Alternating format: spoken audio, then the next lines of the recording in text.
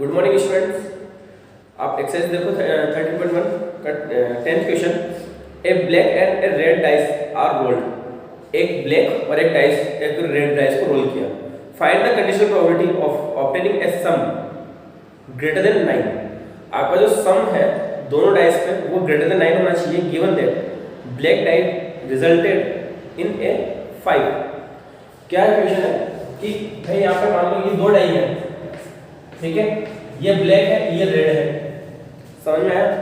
ये बोल रहा है कि ब्लैक डाई जो है उसमें 5 है, यहाँ तो 5 फिक्स हो गया, रेड डाई पे इसने फिक्स नहीं किया, ठीक है ना। Given that black die resulted in a 5 है ब्लैक डाइस पे, रेड पे आपके जो है यहाँ पे फिक्स नहीं किए इसने, लेकिन ये बोल रहा है कि सम जो है वो ग्रेटर देन 5 ग्रेटर देन 9 होना चाहिए, ठीक है।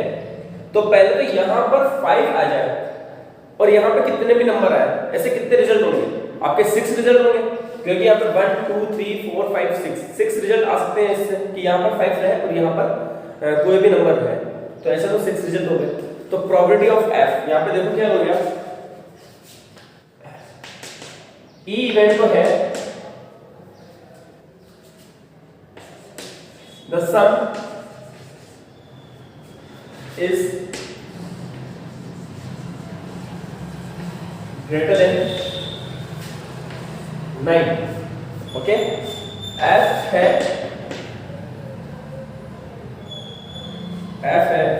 Black dice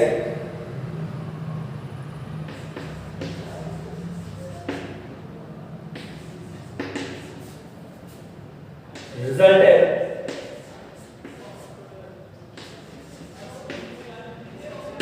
in a 5। Black dye पे रिजल्ट क्या है आपका? 5 आया, ठीक है। तो देखो number of elements in F कितने होंगे कि यहाँ पर 5 रहे और यहाँ पर कोई भी नंबर हो तो 6 ऑप्शन होंगे इसमें। तो number of elements in F होंगे आपके 6। Number of elements in E upon F, हमें नंबर ऑफ एलिमेंट्स इन ई निकालने की जरूरत नहीं है, ठीक है ना। ई अपॉन एफ चाहिए, सॉरी ई इंटरसेक्शन एफ।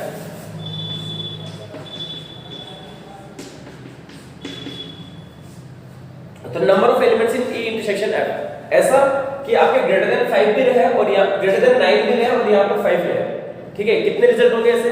देखो एक तो यहाँ स्टार्ट होगा हमने ग्रेटर देन बोला है, only greater than equal to भी नहीं है इसमें, ठीक है ना। ग्रेटर देन ही है, only greater than equal to नहीं है, इसका मतलब 4 भी नहीं आ सकते यहाँ पे, ओनली या तो 5 आ सकता है या 6, दो ही ऑप्शन बनते हैं, ठीक है। तो आपके ई इंटरसेक्शन एफ में कितने एलिमेंट आ रहे हैं आपके पास? 2 ही एलिमेंट आएंगे, ठीक है। क्यों आएंगे? क्योंकि यहाँ पे 2 ही ऑप्शन है ग्रेटर देन 9 करने के लिए, समझ में आया। तो ई इंटरसेक्शन एफ में आपके पास 2 एलिमेंट्स हैं। अब आपको फाइंड करना है probability of E upon F. तो हो जाएगा number of elements in E intersection F upon number of F, that is 2/6।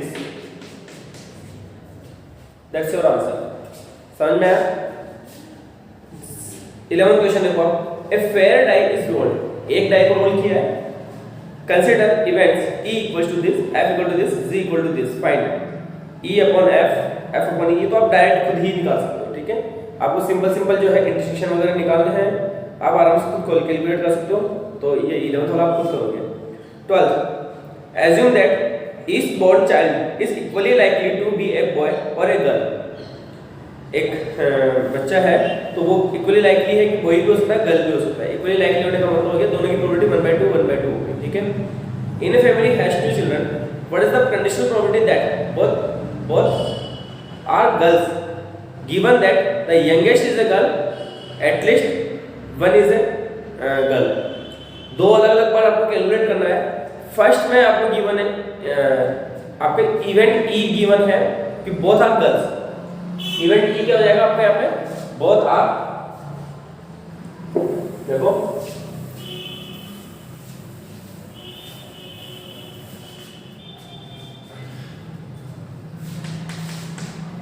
इसमें भी फर्स्ट केस, 2 केसेस के अंदर। तो फर्स्ट केस देखो कि बोथ ई तो रहेगा आपको बोथ आर गर्ल्स, ठीक है। एफ इवेंट क्या है आपके इसमें? एफ है the youngest is the girl,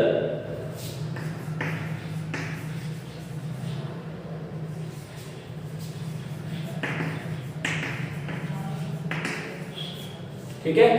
अब देखो यहाँ पे दो चाइल्ड है, ठीक है, यहाँ पर भी दो ऑप्शन है और यंगेस्ट, यंगेस्ट का मतलब हो गया सबसे छोटी है वो गर्ल है, यहाँ पे गर्ल फिक्स कर दिया अपन ने, ठीक है। तो यहाँ पे कितने ऑप्शन है, जो एल्डेस्ट है, जो एल्डर है वो एल्डर जो गर्ल, एल्डर जो बॉय, एल्डर जो चाइल्ड है वो बॉय और गर्ल दोनों हो सकता है। तो ठीक है, यहाँ पे इसका ऑप्शन होगा फर्स्ट 2 और इनटू यहाँ पे 1, एक ही ऑप्शन है कि गर्ल होनी चाहिए यंगेस्ट। तो आपके number of elements in F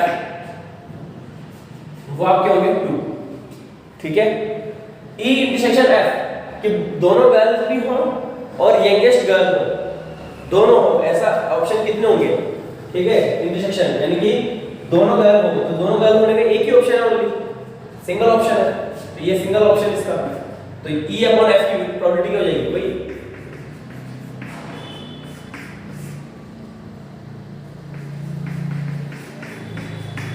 one by two, conditional probability हो गई आपके पास 1/2, क्लियर है।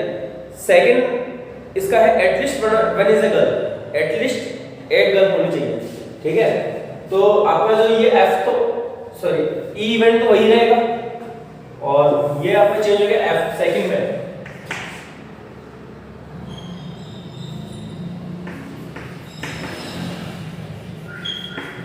At least one is a girl, ठीक है। अब देखो number of elements in F और ई इंटरसेक्शन एफ दोनों चेंज होंगे, number of elements in F में देखते हैं तो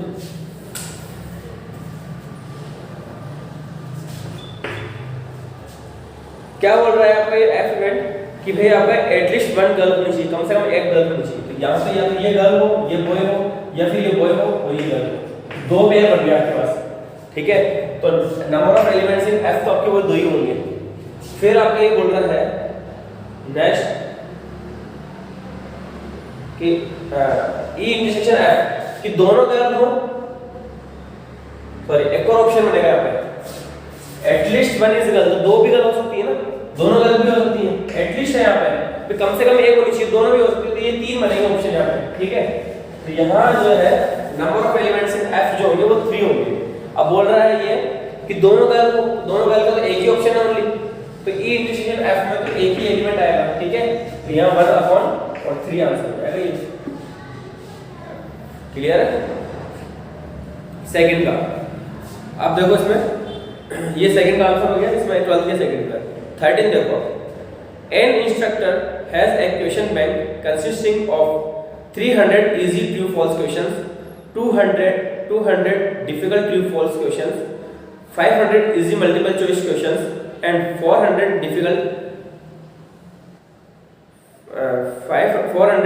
multiple choice questions. If a question is selected at random from the question bank, what is the probability that it will be an easy question given that it is a multiple choice question, ठीक है। Given क्या है आपका कि ये multiple choice question है और वो क्वेश्चन आपका जो है सेलेक्टेड क्वेश्चन वो आपका इजी क्वेश्चन है, इजी मल्टीपल चॉइस क्वेश्चन होने की प्रोबेबिलिटी हमें फाइंड आउट करनी है, ठीक है। तो देखो आपका ई क्या हो जाएगा यहाँ पे,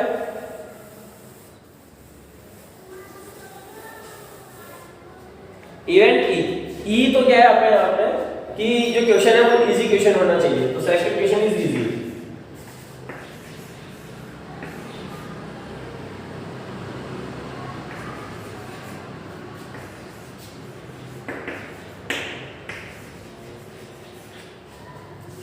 एफ क्या है,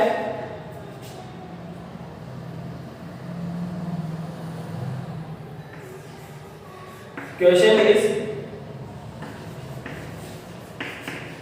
मल्टीपल चॉइस क्वेश्चन,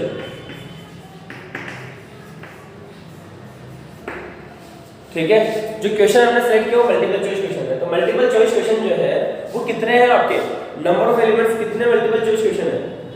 तो देखो इसमें मल्टीपल चॉइस क्वेश्चन आ रहा है आपके पास 500 और 400, टोटल 900 आ रहे हैं आपके पास, तो ये है 900, ठीक है। ई intersection F, E intersection E क्या बोल रहा है आपका कि जो क्वेश्चन है वो इजी होना चाहिए और एफ क्या बोल रहा है मल्टीपल चॉइस होना चाहिए। तो इजी मल्टीपल चॉइस क्वेश्चन कितने हैं इंटरसेक्शन में हम निकालेंगे, इजी मल्टीपल चॉइस क्वेश्चन तो इजी मल्टीपल चॉइस क्वेश्चन आपके 500 है, तो इसमें आएगा आपको 500। तो ये ई इंटरसेक्शन एफ यहाँ पे अप्लाई करो 500 अपॉन 900, तो ये आपको 5 और 9 दैट इज आंसर। ठीक है, हम यहाँ पे नंबर ऑफ एलिमेंट से हमारा काम चल रहा है, हमें प्रोबेबिलिटी फाइंड करने की जरूरत नहीं है। ये probability of E intersection F और प्रोबेबिलिटी ऑफ एफ फाइंड करने की आपको जरूरत नहीं है, आपके डायरेक्ट आंसर आ जाएगा। ठीक है, तो अब 14 क्वेश्चन देखते हैं। 14 क्वेश्चन है आपका, given that the two numbers appearing on throwing two dice are different. क्या बोल रहा है, गिवन दैट क्या है यहाँ पे आपका कि two numbers appearing on throwing two dice are different. आपने टू डाइस को रोल किया और जो नंबर आया वो दोनों के दोनों क्या है, डिफरेंट है। ठीक है, डिफरेंट होने का मतलब डबलेट्स नहीं है, 1 1 2 2 3 3 इस तरह से नहीं हो करके बाकी और कोई भी ऑप्शन है। ठीक है, find the probability of that of the event the sum of numbers on the dice is 4। तो सम जो है उनका डाइस पे नंबर्स का वो 4 है। ठीक है, तो आपको प्रोबेबिलिटी फाइंड करनी है। तो यहाँ पे ई तो क्या हो गया, इवेंट तो हो जाएगा the sum of the numbers, the sum of numbers on the dice is 4। ये तो आपका ई हो गया।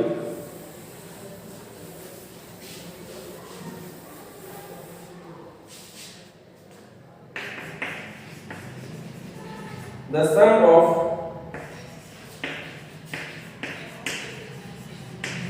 numbers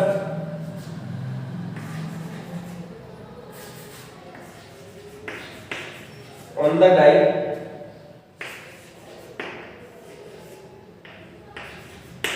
is 4।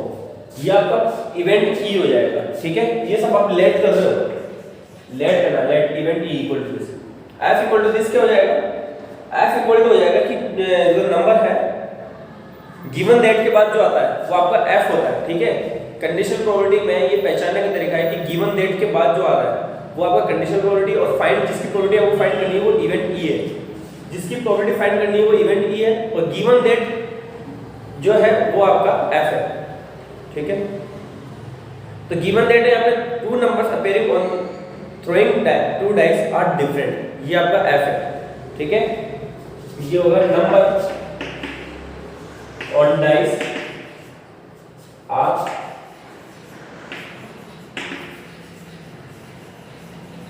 डिफरेंट, ये इवेंट एफ है। ठीक है, number of elements in F कितने होंगे, कितने होंगे ऐसे नंबर्स जिनमें डिफरेंट मतलब डबलेट्स नहीं आते हैं। तो हमारे पास 6 नंबर्स हैं जहां पे 36, दो डाइस को रोल करते हैं तो 36 एलिमेंट आते हैं सैंपल स्पेस में, उसमें 6 एलिमेंट ऐसे हैं जहां पे डबलेट आता है 1 1 2 2 3 3 4 4 5 5 एंड 6 6। ठीक है, तो उनको हटा देंगे हम, बचेंगे आपके पास 30। Number of elements in E intersection F. देखो ये जो फाइंड करने वाली बात है कि ये 30 कहां से आया, कैसे आया, तो ये सब चीजें आपकी 11th क्लास की है कि आपको सैंपल स्पेस में से आपको जो कंडीशन दे रखी है उसके अकॉर्डिंग एलिमेंट्स निकालना, ये हमारे हमने 11th क्लास में सीखा है कि भैया विदाउट डबलेट्स वाले, विदाउट डबलेट्स वाले कितने नंबर होते हैं टू डाइस को रोल करने पर, आपके 30 होते हैं। ठीक है, टोटल 36 एलिमेंट है जो सैंपल स्पेस में से, उसमें से 6 हटा दिया तो 30 हो गए। अब ई इंटरसेक्शन एफ एक ऐसा एलिमेंट कि आपका डिफरेंट भी हो और साथ में सम जो है वो 4 हो। ठीक है, सम जो है वो 4 होना चाहिए। तो कौन कौन से होते हैं, देखो हम पेयर बनाते हैं, एक 1 3 का पेयर बनेगा, एक 3 1 का पेयर बनेगा। ठीक है, बस और कौन सा पेयर बनेगा, एक 2 2 का पेयर बनता है, लेकिन डबलेट्स आपको यहाँ पे लेना ही नहीं है, ई इंटरसेक्शन एफ लेना है। 4 सम करने के लिए वो कौन सा, बस यही पेयर बनेगा, तो 2 ही आएंगे आपके यहाँ पे, ई इंटरसेक्शन एफ में 2 ही आएंगे। ठीक है, और ये 2/30 इक्वल्स टू 1/50, ये आपका आंसर हो गया 1/50। क्लियर है बेटा, 15 सॉरी, चलो 15 देखो, consider the experiment of throwing a die, a multiple of 3 comes up.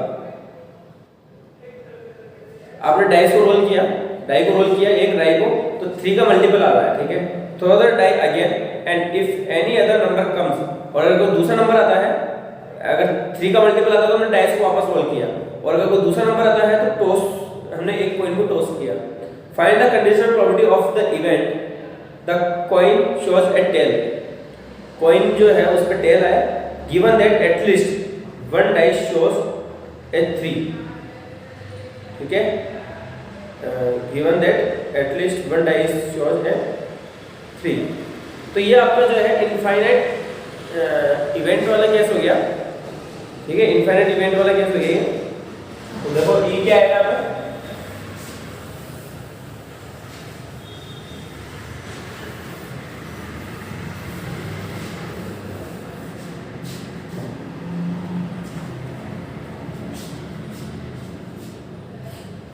ये तो एफ हो गया कि एटलीस्ट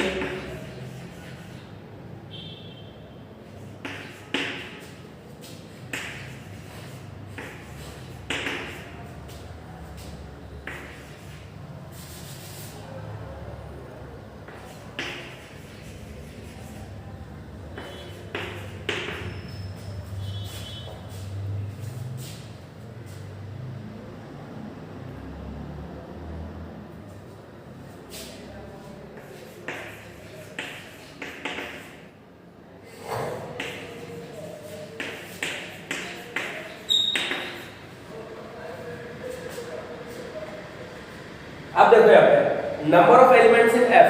एफ में कितने एलिमेंट्स होंगे कि at least one dice shows a 3, कि कम से कम एक डाइस जो है वो 3 शो करे।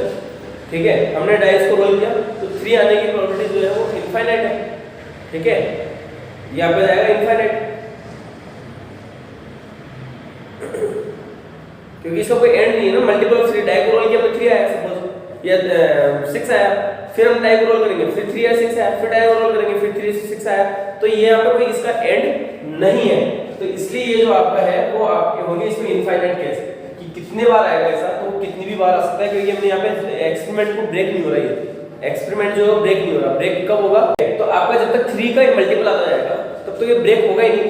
तो इसकी प्रोबेबिलिटी ये है, इसमें नंबर ऑफ एलिमेंट्स है वो इनफाइनाइट हो जाएंगे। ठीक है, ई इंटरसेक्शन एफ, इनका कॉमन, तो कॉमन क्या आएगा, ऐसा कि जब 3 का मल्टीपल भी आ जाए और टेल भी आ जाए, तो ऐसा पॉसिबल नहीं है, क्योंकि 3 आने के बाद हम ब्रेक हो जाएगा इवेंट, या फिर वो डाई को रोल करेंगे। ठीक है, तो 3 आ जाए तब तो ब्रेक हो गया, तो इसका कॉमन आएगा 0, तो ये हो जाएगा 0 इनफाइनाइट, दैट इज आपका 0 आंसर होगा इसका। ठीक है, तो इस तरह से हमारी एक्सरसाइज कंप्लीट हुई है। ऑब्जेक्टिव क्वेश्चन देखो आप इसका, ऑब्जेक्टिव क्वेश्चन देखो, प्रोबेबिलिटी ऑफ ए गिवन है आपको 1/2, प्रोबेबिलिटी ऑफ बी गिवन है 0। तो ए इंटरसेक्शन बी, यहाँ पे ए इंटरसेक्शन बी अगर हम लेते हैं, ठीक है, तो ए अपॉन बी की प्रोबेबिलिटी हमें निकालनी है। ए इंटरसेक्शन बी क्या आएगा, कॉमन आएगा, कुछ भी नहीं आएगा, तो इसकी प्रोबेबिलिटी 0 है, तो क्या होगा, कुछ भी कॉमन नहीं होगा इनमें दोनों में। फिर भी कुछ भी हो इसकी वैल्यू, यहाँ पे जब प्रोबेबिलिटी ऑफ बी आएगा, प्रोबेबिलिटी ऑफ बी की वैल्यू क्या है, 0 है। जब 0 से डिवाइड करेंगे तो क्या आएगा, इनफाइनाइट, नॉट डिफाइंड। तो सी इसका आंसर हो जाएगा, नॉट डिफाइंड। 0 से हम डिवाइड करेंगे तो नॉट डिफाइंड हो जाएगा। आपका 17th क्वेश्चन है, if A and B are events such that probability of A upon B equals to probability of B upon A. तो इसका मतलब क्या होगा, हम इसको एक्सपेंड करेंगे तो क्या आएगा यहाँ पे, probability of A intersection B upon probability of B, ऊपर यहाँ पे probability of A intersection B और ये प्रोबेबिलिटी ऑफ ए। जब दोनों इक्वल है तो ऊपर वाला पार्ट तो वैसे भी इक्वल है। ठीक है, न्यूमरेटर पार्ट तो इसका फिर भी इक्वल ही है, ओनली डिनोमिनेटर पार्ट जो है वो इक्वल आना चाहिए, तभी ऐसा होगा। यानी कि इसका मतलब हो गया probability of A equals to probability of B. तो यहाँ से डी वाला जो है इसका आंसर हो जाएगा। क्लियर है बेटा? तो इस तरह से हमारी जो 13 पॉइंट एक्सरसाइज हमारी कंप्लीट होती है। इसमें प्रैक्टिस करना आप लोग घर पे, ठीक है, और जो सैंपल स्पेस को लेकर के जो प्रॉब्लम है उसको आप सोल्व करना। ठीक, अगर आपको नहीं आ रहा समझ में कि सैंपल स्पेस 30 ये नंबर ऑफ एलिमेंट्स कैसे निकाले जा रहे हैं, तो वो सैंपल स्पेस से निकाले जा रहे हैं। सैंपल स्पेस हमारे दिमाग में होना चाहिए, कम से कम 2 डाइस को रोल करने पर, 2 कॉइन को 3 कॉइन को टॉस करने पर, ये इनसे जो सैंपल स्पेस होता है वो तो हमारे दिमाग में ही होना चाहिए। ठीक है, हमें लिखने की कहीं जरूरत नहीं हो, डायरेक्ट हमारे दिमाग में होना चाहिए, इतनी प्रैक्टिस होनी चाहिए हमारी। ठीक है, थैंक यू।